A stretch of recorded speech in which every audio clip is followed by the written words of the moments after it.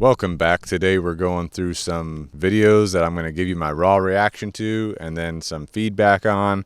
And don't mind me if I have a big lump on my head today. I literally just boinked my head into a door right before I sat down, so this thing might start to bump up and get a little red. So let's get into the first video here. Untrained and off-leash, not friendly, it's reckless, you're the problem. Can you call your dog? This is a leashed area. It's called the law. Yes, it is. My dog's outside the dog park. Then grab your dog. I did. Nice. All right, so I do have some thoughts on this video. Looks like we got the lady who's recording with her Aussie on leash. You got the golden that comes up behind it. First of all, no one seems to be, well, the Aussie does get kind of amped up, but no one seems to be reactive or about to cause a problem. The golden wants to have a good time for sure. But it seems like this is occurring right outside of a dog park.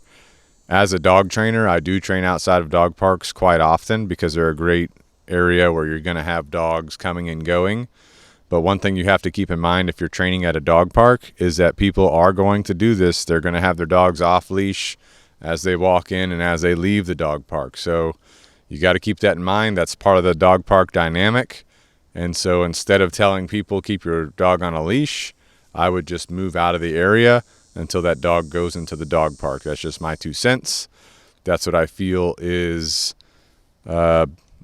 right in this situation, because they're the ones that are going to the dog park. You're the one that's using it as a training opportunity, which again is a great thing to do. Take your best guess on why a prong pop correction did not work for this check line reactivity. Do whatever you normally do.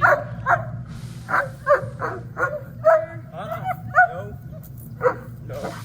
Leave it. It's not changing his reaction at all.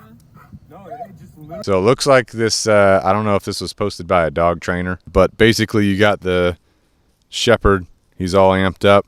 The dude's popping him on the prong. It's not helping. That's because the dog doesn't understand how to respond to a correction. It looks like they got a dog through the fence. So if the dog might be distracted. So this dog has zero foundational work done before you even start your distractive training.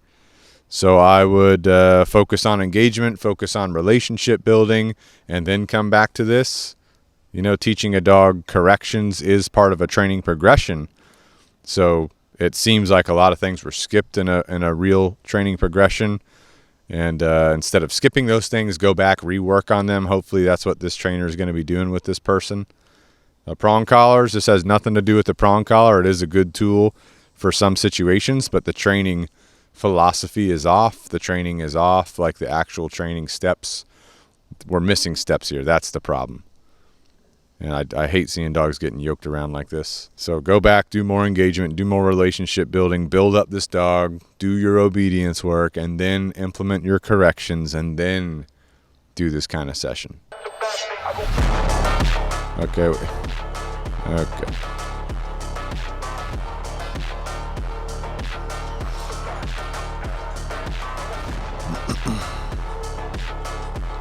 This is wild. Holy cow. Holy cow.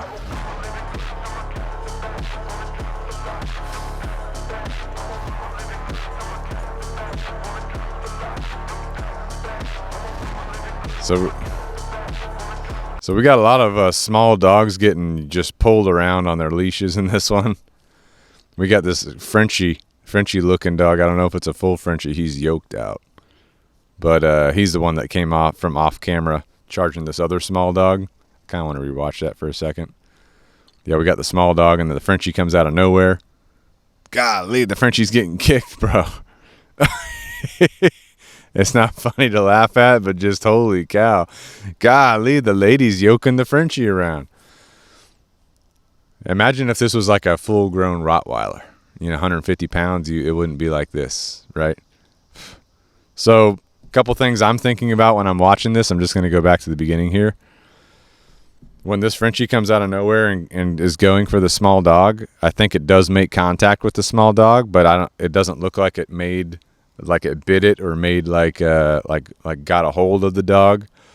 So I don't know if I'd be pulling dogs around and yoking them in this situation. I would probably just honestly reach down and just pick up the Frenchie, because he's the one that's just going buck wild. He got away from his owner, obviously. But yeah, whenever he comes, he's getting kicked. He doesn't care about the kicks. He wants that other dog. So there is the potential for major damage. That potential is definitely there, because he's just laser focused on this other dog. The lady's kicking him. The lady's grabbing him. The lady's throwing him. It's pretty wild, right? She's also pulling her dog at the same time inadvertently. So the other dog seems nervous. This is going to create a little bit of a negative association from the other dog. You can tell it's already fearful. It's already nervous. It's getting thrown around. It's getting up in the air. But what I would do in this situation myself is honestly probably just pick up this Frenchie by his collar, pick him up, scoop him in my arm, and then hand him back to the owner. But you do what you got to do in the moment. So not saying this lady's wrong. She's in the right for doing what she's got to do to make sure her dog's good to go. Holy cow. This Frenchie got yoked around. Not affected by it either. Streets. We got dogs pulling people around in streets. Oh, this looks like a 5K or something with your dog. There's a fight. Oh, yeah. Yeah, there's two dogs in the middle of the street over here. This is a second perspective. Holy God. Golly, someone's screaming, bro. Sheesh. Oh, did that German Shepherd have him? Let me see that again. I think the German Shepherd had the other dog. Oh, yeah.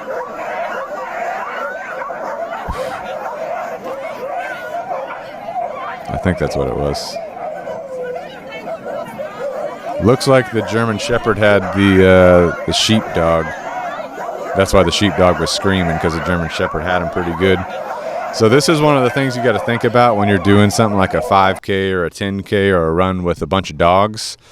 As you run, as you start moving, the dogs might get more aroused. They might get more amped up, and that could trigger them to, grab a hold of a dog that's near them or act in ways they're maybe not used to acting. The other thing you got to think about is should your dog even go to an event like this? So if your dog's reactive, if your dog has issues with other dogs, maybe it shouldn't even go to an event like this. It shouldn't until you train it. So something to think about there as well. I can't really see what all was going on, and I'm not 100% sure if that was a German Shepherd that had latched onto the sheepdog. Might have been another dog. But in any case, it might have been this like a brindle dog. In any case, they did what they had to do to break apart the dog fights, which it looks like they were pretty efficient about breaking it up.